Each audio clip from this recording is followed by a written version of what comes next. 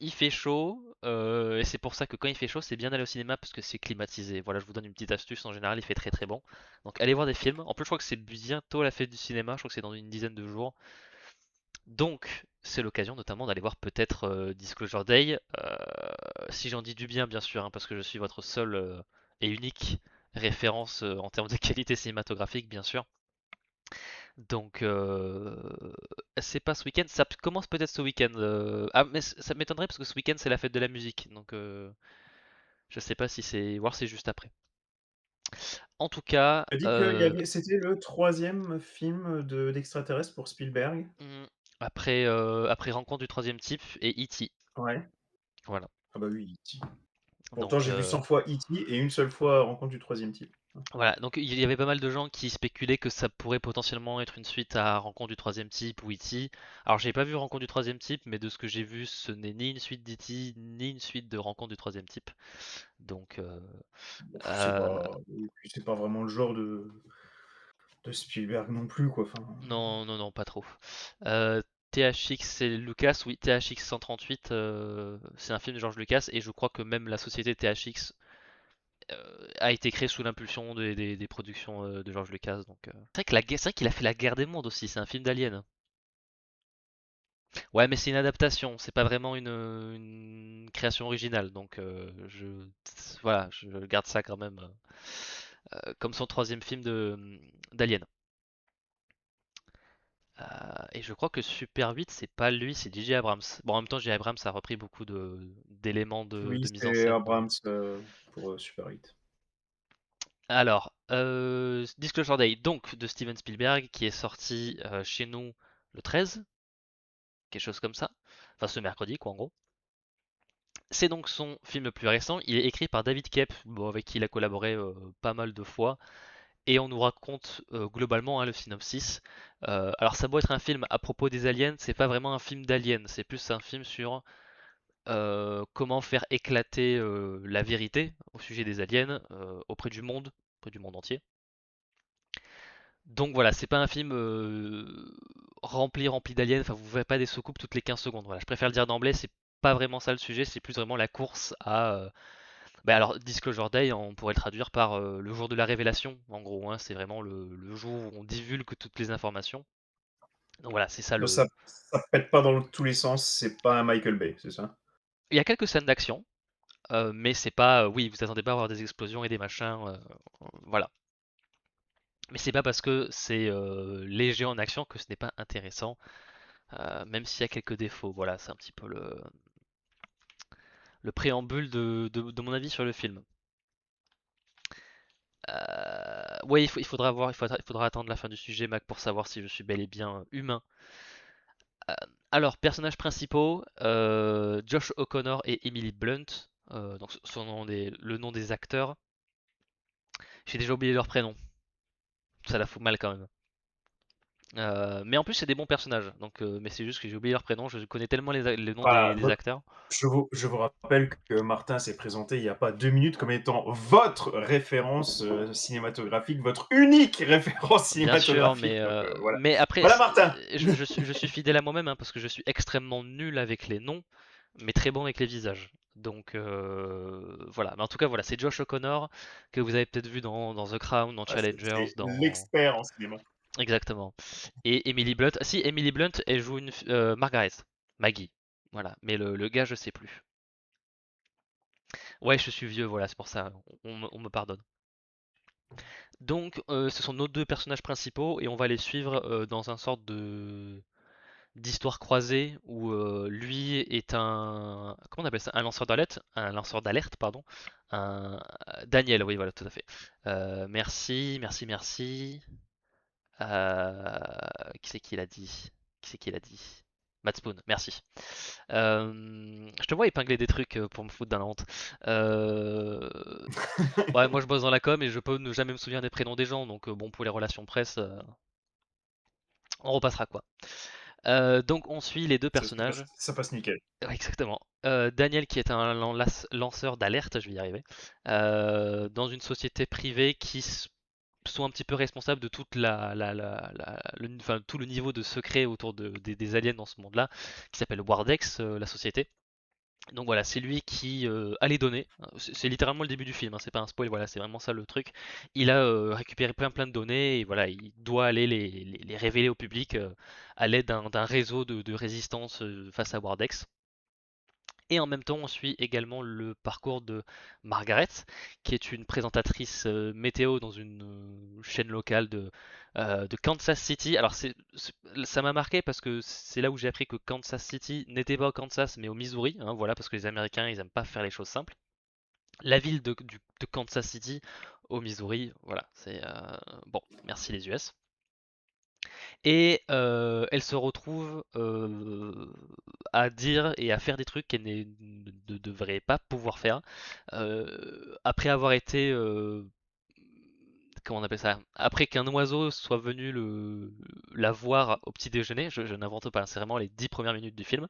Et à la suite de ça, elle commence à parler des langues qu'elle a jamais su parler auparavant. Elle est très empathique et c'est ce que les gens pensent, machin.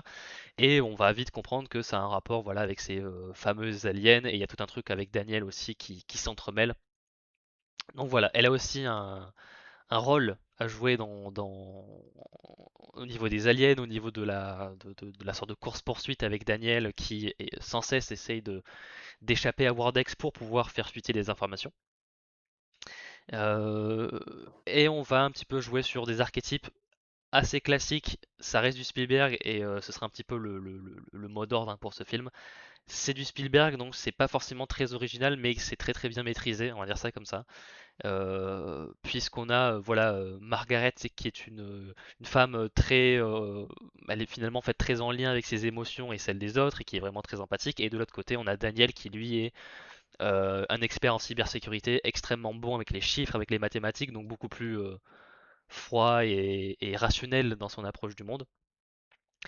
Pour ceux qui connaissent un petit peu l'histoire personnelle de Steven Spielberg, je pense que l'événement dans sa Il a vie été qui est... enlevé par les extraterrestres, quoi, vous ne saviez pas. Et par un Bah, requin aussi, c'est pour ça qu'il a fait les dents de la mer. ou un Et par requin un camion, extraterrestre. c'est pour ça qu'il a fait duel. Ouais, Ah pardon, je m'arrête plus du coup. euh, et après, vu ce qu'il dit en interview, il a l'air d'y croire dur comme fer aux aliens, hein, donc peut-être que, on sait pas. Oh, ça il a le droit. Oui, après il a le droit, oui. Donc voilà, l'événement qui un petit peu définit la vie de Spielberg, un petit peu comment il voit tous les personnages et toutes leurs relations, c'est le divorce de ses parents. Sa mère qui était très dans les arts, dans la musique, etc. Et son père était dans l'informatique ou informaticien. Voilà, c'est un peu les mêmes archétypes là avec les deux personnages principaux du film. Si vous avez vu The Fabelmans, vous comprendrez que c'est aussi voilà l'élément sous lequel plein de ces personnages sont développés. Dans Rencontre du troisième type, euh, les humains utilisent la musique et l'informatique pour parler aux aliens. Donc voilà, c'est un journaliste qui avait d'ailleurs fait remarquer à Spielberg que bah, dans Rencontre du troisième type, c'est voilà le langage de son père et le langage de sa mère qui se fusionnent pour pouvoir parler aux aliens. Donc voilà, c'est même là on retrouve un petit peu le divorce de ses parents, même dans ce film-là, hein, plus de je sais pas 70 ans après, un truc comme ça. Donc voilà, donc effectivement c'est beau. Donc voilà, les deux personnages assez archétypaux, mais qui sont pas non plus unidimensionnel. C'est pas parce que Daniel il est très dans les chiffres et les machins qu'il est pas ouvert aux autres ou aux émotions. Enfin voilà, c'est pas un connard, etc. Euh, et même Maggie de son côté, c'est pas parce qu'elle est très beaucoup plus dans les rapports humains qu'elle est stupide ou qu'elle se laisse berner, enfin machin. Donc voilà, c'est pour ça que j'ai dit plus des archétypes et pas des clichés parce que clichés ce serait beaucoup plus péjoratif. Donc voilà, pour le moment, je trouve que c'est des bons personnages. Alors Josh O'Connor, je l'ai vu dans quand même pas mal de rôles maintenant. Il est très bon dans Challengers, il est très bon dans The Crown. Euh, il est aussi très bon dans le film de Ryan Johnson, le dernier Knives Out, à couteau tiré. Wake Up Dead Man, voilà c'est ça le nom du film. Donc je savais que c'était un bon acteur, je l'avais vu bien jouer, surtout dans le film de Ryan Johnson. Non, c'est celui d'après Matt Spoon, dans le troisième. Mais par contre, Emily Blunt, alors elle a toujours joué bien, mais c'est peut-être là la première fois où je l'ai vu vraiment un petit peu jouer des trucs un petit peu plus intenses, un petit peu plus, enfin voilà, avec des choix d'acting peut-être plus, comment on appelle ça, pas ambitieux, enfin qui sont plus demandants d'un point de vue technique, etc. Donc je l'ai vraiment trouvé très bonne dans le film. Et c'est un peu la première fois où je la vois vraiment pouvoir un petit peu flexer tous les muscles d'acting qu'elle peut avoir, donc c'était une bonne surprise. Donc voilà. Niveau personnages principaux, voilà, pas grand chose à dire. Euh, et en plus, il y a un petit. J'en reviens, j'ai vu ça sur Twitter, je trouvais que c'était assez beau, c'est que c'est pas parce que voilà les deux personnages principaux qui reprennent énormément des aspects de la père et de la mère de Steven Spielberg, ils finissent pas ensemble, c'est pas un point qui est spécialement, on met pas le point dessus, on fait pas genre que ça va arriver, machin, et il y a quelqu'un qui disait que c'est pas parce que des gens sont pas ensemble qu'ils n'arrivent pas à communiquer ou à résoudre des choses ensemble. Donc voilà, il y a un petit côté en mode j'ai réussi à faire le process du divorce en mode bah, ils sont pas ensemble mais c'est ok, c'est très bien comme ça. Donc j'espère que c'est le cas pour le pauvre Steven. Il serait temps. Il serait temps quand même hein, de. Mais bon après les affaires de famille, c'est jamais simple. La Alors, famille. la famille, c'est jamais simple. Pas fan d'Emily Blunt. Ouais, après, on a le droit. Bah, tu sais, les acteurs et les actrices, c'est très. On a des rapports très, je trouve, instinctuels. Oui, instinctuels, enfin d'instinct vis-à-vis d'eux, où des fois un petit truc peut faire que ça matche pas, il n'y en a pas l'étincelle, et bon, bah, ça après, voilà quoi. Moi, bah, par exemple, à l'inverse, j'aime beaucoup Coleman Domingo, qu'on voit à droite, qui est un des personnages principaux, un des personnages secondaires principaux plutôt, un des plus importants, qui s'appelle Hugo. Là pour le coup je l'ai retenu parce que j'ai un ami qui s'appelle Hugo et c'est pas souvent qu'on voit un- dans le monde anglo-saxon le prénom Hugo est pas aussi commun que chez nous. Donc oui c'est vrai Spielberg prend jamais de mauvais acteurs et je pense aussi qu'il est très bon pour diriger ses acteurs aussi hein, Spielberg. C'est vrai que oui même Vin Diesel dans Il faut sauver le soldat Ryan rien à redire quoi. Euh, donc voilà le personnage d'Hugo joué par Comal Domingo, je sais pas la première fois que j'en parle, c'est lui qui fait la voix notamment de Norman Osborn dans la série animée Spider-Man Your Friendly Neighborhood Spider-Man, donc la série Disney+, qui est aussi dans Euphoria. Donc voilà, un acteur que j'aime beaucoup. Je trouve qu'il a une présence toujours très rassurante, très douce. Donc voilà, là aussi rien à redire, il joue très très bien.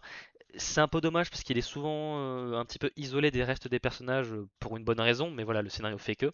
Donc on l'a pas vu beaucoup, je l'ai pas vu beaucoup interagir avec d'autres. Enfin, le film ne le fait pas interagir avec beaucoup d'autres acteurs, ou en tout cas sur peu de temps. Et en fait, le peu qu'on voit, ça marche très très bien. Il a un dialogue notamment avec Colin Firth qu'on voit ben, à gauche, en haut à gauche. Pareil les deux. Bon, Colin Firth, je pense que pas vraiment besoin de le présenter, un peu une légende du cinéma britannique, notamment pas mal de films comiques dans les années 80-90, notamment dans Bridget Jones, si je dis pas de bêtises, ou même Love Actually. Enfin voilà, c'est et en général, les gens qui sont bons dans la comédie sont aussi bons dans les registres un peu plus dramatiques, un peu plus sérieux. Et là, pareil, bon voilà. En fait, ça m'a pas vraiment surpris que Colin Firth soit bon parce qu'il est toujours bon en fait dans ce qu'il fait. Donc pas de surprise à ce niveau-là. Mais il faut savoir que oui, mis à part Coleman Domingo, donc Josh O'Connor, Emily Blunt et Colin Firth font tous des accents américains dans le film parce qu'ils ne le, enfin, ils ne le sont pas. Hein, ils sont tous britanniques. Peut-être que Josh O'Connor est peut-être irlandais, si je dis pas de bêtises. En tout cas, bon, ils viennent tous des îles britanniques, en gros. Donc voilà, ils font des accents américains. Bon, je suis pas un expert en dialectique ou je sais pas quoi, mais j'avais pas l'impression que ça faisait forcer ou quoi que ce soit. Donc bon travail parce que c'est pas toujours évident de. Alors j'ai remarqué que c'est plus facile pour les acteurs britanniques de faire des accents américains que pour les Américains de faire des accents britanniques. Donc voilà, ils ont choisi le bon sens. Donc voilà, Colin Firth, très bon. Alors c'est lui le méchant pour le coup, le méchant principal. Rien à redire. Un méchant là aussi un petit peu archétypal, mais qui est traité avec suffisamment de justesse et ben, même si t'es contre lui dans le film, son point de vue est pas non plus irrationnel ou basé sur des choses complètement irréalistes ou fantasques ou quoi que ce soit. Tu peux comprendre son raisonnement, tu peux ne pas être d'accord, Ah, mais il y c'est pas un a Trump. non, non, non, il y a vraiment bon, ça reste un connard quand même, mais son point de vue sur ne pas révéler l'information, la vérité sur les aliens, il est ancré dans ses propres croyances, enfin dans ses croyances, dans dans sa vision du monde et sa vision du monde, je peux pas dire que c'est irréaliste quoi. Elle est beaucoup plus pessimiste que nos héros, mais je comprends aussi son point de vue, même si je suis pas spécialement d'accord non plus, mais voilà. Oui, c'est vrai qu'au Qui a vu le début, film sur le chat? Donc Steph apparemment. Est-ce qu'il y a quelqu'un d'autre? ouais, ouais. Oui, c'est vrai que Matt Stone a été Emily Blunt dans Edge of Tomorrow. Alors j'ai pas vu Smashing Machine, mais dans Edge of Tomorrow, elle était excellente là aussi. Et plus dans l'enregistration pour le coup, ça marchait très bien. Non, pour moi c'est pas spoilé de dire que c'est le méchant parce que les bandes annonces le montrent clairement comme ça. Et puis même si au début tu peux croire qu'il est pas si méchant que ça, tu vois très bien qu'il est un peu en opposition à nos héros. Et même si au début il va pas tout à fait aussi loin que plus tard, c'est voilà, pour moi c'est pas un spoiler donc voilà. Et alors il a pas tout le temps les yeux bleus bizarres comme ça dans le film, c'est que il y a certains artefacts aliens dans le film qu'on voit hein, notamment, c'est une sorte de truc en métal, fait que il peut faire certaines choses qu'il n'est pas censé faire, enfin que les humains sont pas censés faire. Et en fait, quand il fait ça, ses yeux se transforment parce que c'est en rapport avec, c'est un truc en rapport avec la vue, j'en dis pas plus. Mais ça donne des scènes assez cool en termes de mise en scène où ça implique deux lieux complètement différents. Mais qui sont un petit peu connectés par le spoiler en question, je vais pas préciser, mais du coup il y a des sortes de parallèles et de réponses d'un lieu à l'autre, et enfin, c'est très bien orchestré, c'est du Steven Spielberg, hein, donc c'est vraiment un maître de... Tout est précis, tout est bien, le gars c'est un horloger quoi, tous les engrenages tournent comme il faut, enfin c'est vraiment toujours aussi impressionnant quoi. Donc voilà. Après le reste le groupe des méchants de manière plus globale, ça fait vraiment un petit peu organisation paramilitaire, un peu qui reste privé, mais voilà, il y a un petit peu côté groupe de mercenaires machin. Pas quelque chose de transcendant en termes d'originalité, mais je pense pas que c'était le but de Spielberg avec le film quoi. Alors, je crois que j'avais dit un moment, enfin, quand je dis voilà que Spielberg il est un petit peu dans ses trucs habituels, c'est aussi que ça reprend son point de vue du monde habituel. Et quand je parlais que voilà le point de vue, la mentalité des héros sur le fait de révéler ces informations au grand public sont peut-être un petit peu plus optimistes, voire même naïfs.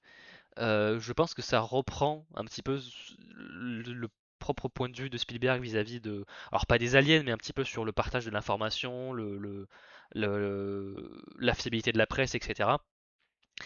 Et dans ces points de vue-là, et même dans le traitement des médias, que ce soit les médias classiques ou même Internet, le rapport à l'IA, il y a un côté un peu naïf qui, notamment, est là parce qu'il y a un petit peu un côté dépassé sur le traitement des médias, parce que déjà, il y a une grande importance. Alors, le personnage d'Emily Blunt, Margaret, euh, qui est rattaché au monde de la télé, et c'est souvent la télé qui est présentée comme le moyen de propagation d'informations, de partage d'informations. Ce qui est vrai, mais qui est, on va dire que la télévision commence enfin, se fait de plus en plus concurrencer par Internet, et on va dire que le film fait très peu référence aux réseaux sociaux ou aux nouveaux médias, et c'est vrai que bah, pour un film qui sort aujourd'hui, surtout vis-à-vis bah, de tout ce qui est lanceur d'alerte et machin, on reste un petit peu sur un peu un film d'une autre époque à ce niveau-là, où bah, ouais, tout passe par la télé, machin, il y a une grande place, mais l'éléphant dans la pièce, c'est vraiment Internet, les téléphones portables, ça devrait avoir un rôle un peu plus important. Donc voilà, c'est pour ça que j'ai mis un petit peu dépassé et un petit peu naïf, parce que ben voilà, c'est vraiment le fait de révéler cette information est vraiment perçu comme ultra bénéfique, et ne pas la révéler est vraiment perçu comme si on veut contrôler la population, etc. On n'a pas le droit de ne pas divulguer ce genre d'information. Enfin, cette information appartient à tous les habitants de la planète, etc. C'est un point de vue que je partage, mais par exemple, ce que peut avancer Colin Firth dans ses arguments, c'est si les gens apprennent qu'on n'est pas seul dans l'univers, ça va être la merde, ça va être le chaos, comment les gens vont réagir. Et c'est aussi un point valide. Enfin, c'est vrai qu'une information comme ça, c'est un truc. Euh, alors, j'allais dire qui serait énorme, mais ce point de vue-là naïf, je vais le rattacher à ce point de vue dépassé, c'est que est-ce que si aujourd'hui on dévoilait que les extraterrestres étaient parmi nous, mais vraiment quand je dis extraterrestres, c'est vraiment limite euh, des petits bonhommes verts et machin, et pas genre oh on a découvert une algue chelou qui est en fait une forme de vie mais pas sentiente. Ça, je pense qu'on sait plus ou moins que ça existe quelque part, mais on s'en fout un peu tous. Mais je pense que même on nous a tellement saturé d'informations, on nous a tellement bombardé de tout le temps des trucs de scandale et de machin, que je suis même pas sûr que dans la réalité dévoiler l'information sur la vie extraterrestre se présenterait de la même façon que dans le film, quoi. Parce que je pense que le film aborde ça d'une manière un petit peu pas bucolique, mais un peu vraiment un peu avec un peu d'émerveillement en fait. Et même les aliens sont pas spécialement présentés enfin, une présence négative ou positive. Il y a vraiment un côté un peu, ouais, assez optimiste, assez un peu naïf, à voir comment vous prenez la chose. Mais je pense que c'est typiquement le point de vue de Spielberg sur la question. Donc je pense qu'on ça peut être un frein parce que je pense qu'il y a un côté où ça se passerait pas vraiment comme ça dans la vraie vie, mais ça se voit qu'il y a vraiment une volonté d'être optimiste de la part de Spielberg que je trouve moi pour ma part un peu contagieuse. Donc ça a fonctionné sur moi. Donc voilà, après ça c'est à chacun de se faire ouais, son avis sur comment aborder ces questions-là. En plus voilà, il y a tout un truc sur comment vivre avec la religion quand on apprend l'existence des aliens, etc. La foi, la spiritualité. Donc Il voilà. faudrait plus d'un film pour. Après, la question de la religion est plus au second plan, mais ça fait partie notamment de. Il y a un des personnages secondaires, voilà, la sorte de petite amie de Daniel, qui est très religieuse. Donc voilà, il y a un petit peu ces questions-là, mais ça reste. Le film se concentre vraiment plus sur le côté médiatique et lanceur d'alerte. Lanceur d'alerte, pardon. À chaque fois sur lanceur d'alerte, j'y arrive pas. C'est pas pourquoi. Lanceur d'alerte. Des fois, ça veut pas. Euh, donc voilà, mais oui, c'est plus médiatique que religieux, mais on place ça quand même en scénario B, quoi, un petit peu. L'information en soi n'est pas importante, c'est ce que tu en fais. Oui, c'est comment tu la diffuses, comment tu la présentes, etc. Ouais. Bah, notamment une des sources d'inspiration de Spielberg, c'est un petit peu les documents déclassifiés, je sais plus si c'est de la marine ou de l'aviation américaine, qui montrent clairement, voilà, des images je sais pas si c'est des drones ou des avions américains, qui captent des choses qui ne comprennent absolument pas. Alors c'est pas des soucoupes, des machins, mais c'est des choses, c'est des phénomènes aériens. Et en fait, quand ils voient ça, ils sont en mode bordel, qu'est-ce que c'est ça? Et quand t'as des pilotes expérimentés ou des analystes de données de l'armée qui disent on ne sait pas expliquer ce qu'on voit à l'image, bon, tu peux te poser des questions. Après, ça veut pas dire que voilà, les aliens vivent parmi nous, mais tu peux dire qu'il y a des choses cheloues, quoi. Donc ça peut, voilà. Donc ça vient en partie de là aussi, voilà, l'inspiration de Spielberg. Donc, voilà. Oui, voilà, on nous dévoile des choses déclassifiées qui sont un petit peu dingues, hein, et à chaque fois j'ai l'impression que bah, 2 jours après, Dingue! 2 jours Pardon. après, t'as un nouveau scandale et tout le monde a oublié quoi. Donc voilà. Donc que ce soit la guerre en Iran ou les dossiers Epstein ou tout ce que tu veux, tous les 4 matins, t'as un nouveau truc qui fait scandale et il y a plein de choses qu'on met sous le tapis quoi. Donc voilà, c'est pour ça que je trouve ouais, la question de relâcher l'information dans ce film-là est très plus facile que je pense qu'elle ne serait dans la vie réelle, mais c'est pas ça le but du film, donc j'ai un peu du mal à retenir ça contre le film en fait. C'est plus une question de, je pense, de volonté, de direction artistique que vraiment de d'oubli ou de facilité scénaristique. Il y en a hein, des facilités scénaristiques, notamment sur comment ça se fait que tel groupe de personnes ait réussi à trouver d'autres personnes, comment ça se fait que là ils aient pu échapper aux méchants, etc. Il y a quelques trucs qui sont un petit peu gros de temps en temps, c'est pas non plus atroce à ce niveau-là, mais c'est vrai que de temps en temps il y a quelques raccourcis qui sont un petit peu, voilà, qui entachent un petit peu le film. Je sais pas si j'ai mis autre chose après, si je dis pas de bêtises. Oui. Euh, alors tout à l'heure je disais que, ouais tout à fait, là, les lanceurs d'alerte, c'est pas une vie facile en général. J'ai dit tout à l'heure que voilà, on est dans Spielberg vraiment dans toutes ses forces, même parfois ses faiblesses. En termes de force, qu'est-ce que ça fait du bien de voir un film aussi bien maîtrisé alors je sais pas comment on dit en français, mais on appelle ça le blocking. Enfin, c'est vraiment la manière dont il gère sa caméra, comment il gère les éléments qui sont dans la caméra, dans le plan. Et c'est vraiment, ça se voit que le gars c'est un virtuose en fait hein, dans ce qu'il fait. Soit les scènes d'action ou les scènes plus calmes, tout est toujours très bien filmé, très bien cadré. Bah, là, je trouve que les deux exemples parlent. Alors, j'ai galéré à trouver des images du film parce que je pense qu'il ben, n'y a pas eu beaucoup d'images. C'est pas un film de super-héros qui sont relayés par 600 milliards de trucs. Euh, donc j'ai eu du mal à trouver des images, mais on a des scènes d'action, notamment ben voilà, une scène avec une voiture et un train, j'en dis pas plus, voilà. Mais c'est pas une scène qui est genre méga grandiloquente, machin, c'est pas du Fast and Furious qui explose de partout, et pourtant, ils trouvent le moyen de te créer de la tension, de bien filmer les trucs, etc. De temps en temps, que ce soit en termes de scènes d'action ou de trucs un petit peu reproduction d'animaux, machin, il y a quelques CGI qui sont pas top top, mais il y en a pas tout le temps en fait des éléments CGI, donc c'est pas, ça va, ça gâche pas l'expérience non plus. Mais voilà, scène d'action très très bien filmée. Il y a notamment une scène un petit peu où on suit le personnage de Daniel qui veut aller rejoindre une ferme qui est un petit peu gardée par les méchants. Et en fait, on le suit à travers le champ et la caméra traverse des trucs, traverse des choses qu'elle n'est pas censée traverser. Enfin, un coup tu dis c'est un drone et puis après on dirait que c'est une caméra portée. Enfin, c'est vraiment un peu l'exemple type de Spielberg qui gère sa caméra comme personne à Hollywood, quoi. Et en plus, je trouve que c'est toujours très à propos avec son sujet.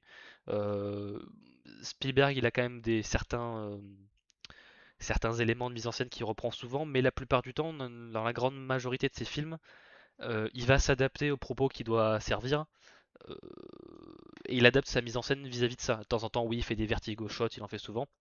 Mais je trouve que Spielberg, c'est vraiment un peu un caméléon dans le sens où il a pas un style ultra marqué comme un David Lynch par exemple, un truc comme ça, mais en fait à chaque fois, l'histoire qu'il doit raconter, il va s'adapter à ça et il va en fait proposer un peu une sorte de quintessence de mise en scène pour ce style-là. Et donc en fait, ce qui fait que n'importe quel style de genre, que ce soit l'humour, le film de guerre, le thriller politique, machin, il va toujours avoir les bons paramètres, les bons choix de mise en scène. Donc je trouve que c'est vraiment, il sait tout faire. Il sait tout faire, ce Steven. Il est fort.